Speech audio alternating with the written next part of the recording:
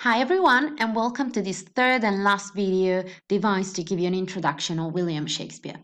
This video will focus on his style and language.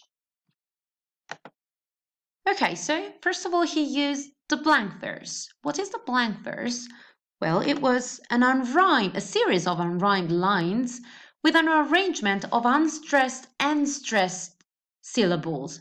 And in particular, he used the iambic pentameter. Now, it is called a pentameter because it's made up of 5 units, 5 feet. Now, 1 foot would be made up of an unstressed and a stressed syllable.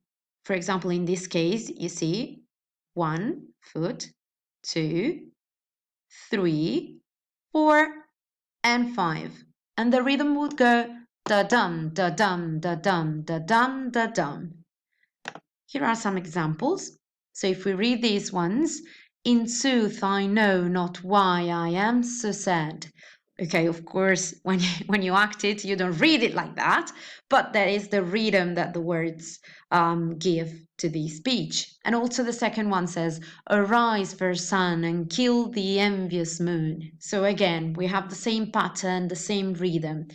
And also the sentence that Leo DiCaprio here says, but soft, what light through yonder window breaks. Again, the very same kind of rhythm, okay? And this was pretty common in Shakespeare's poems and plays. Now, the use of verse and of prose varies in Shakespeare's plays according to the characters that are speaking mainly. So, the verse is generally reserved to aristocratic characters, which are in serious or dramatic situations, in serious or dramatic scenes, and this is to emphasize kind of the solemnity, the poetry of such scenes. On the other hand, the prose is usually used by lower class characters and especially in comic scenes or in informal conversations. And this is made to convey this everyday quality of the language. Now, regarding the imagery of Shakespeare, this was very rich, as we know, especially also very complex because it was rich in metaphors, in similes, and it's not always easy to understand what is going on in a scene due to the complexity of the language that he uses. So I'd like you to try and do this little game, this exercise, in which you have on the left the definitions of some features of the imagery of Shakespeare, and on the right, some examples or kind of definitions. Try and match them. I'll give you some little time, or if you want to know the answer, wait a second and you'll have the key. Here we go. So, first of all, clusters of repeated images, meaning groups of repeated images, because sometimes in some plays, all the metaphors, the similes, all the ideas and the imagery revolves around some particular themes. For example, we have, let us see, light and darkness in Romeo and Juliet. So many of the metaphors used, many of the sentences are, focused on images coming from the ideas of light and darkness. Second one, imagery from nature and Elizabethan daily life. And that would be E. So you have sports and hunting, shipping, law, jewels, and medicine. And these were topics that were common in Elizabethan life. And that's why Shakespeare used them in his plays. Number 3, the metaphors. So basically some comparisons, implicit comparisons between things, and that is letter D. So there's daggers in men's smiles. As you can see here, you don't have any explicit words to compare the men's smiles with daggers, but you have the implicit idea. So there's daggers in men's smiles basically means that behind those smiles there is a kind of an ominous threat or something like that. So there is something dangerous behind their smiles. They're not genuine.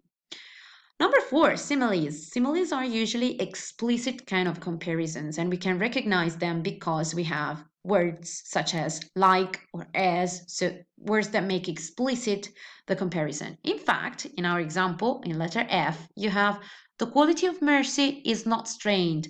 It droppeth has the gentle rain from heaven. And here you have as that makes this comparison explicit.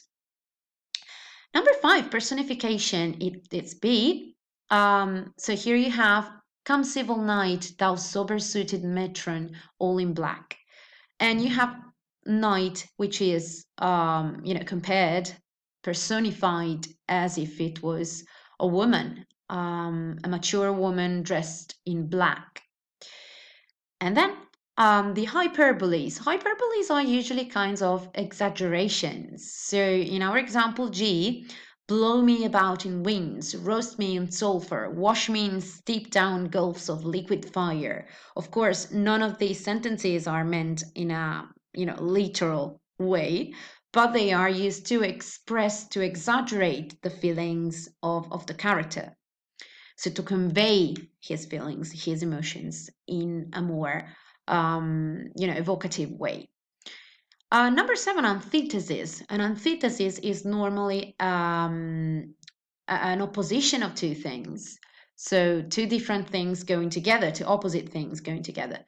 So in our example, you have why then, or brawling love, or loving hate, or heavy lightness, serious vanity. As you can see, you have couples of terms which are one the opposite of the other. Brawling love would be kind of fighting love. A loving hate, heavy lightness, and serious vanity.